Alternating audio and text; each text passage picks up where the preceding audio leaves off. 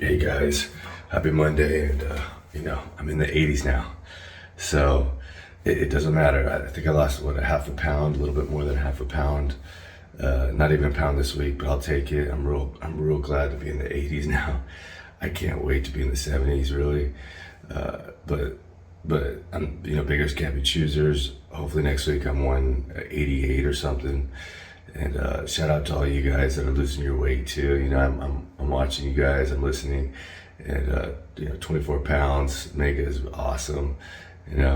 So keep up the good work, you guys, and we're gonna do this together. And be sure to remember, guys, like and share my channel, subscribe if you haven't, and I'll be very consistent now. I know how to plan my days out better. So every Monday I'm going to be posting update on this until I get to about, I don't know, whatever my ideal weight is, 155, 165, around there. I won't stop till they hear me now. I won't stop till I wear the crown.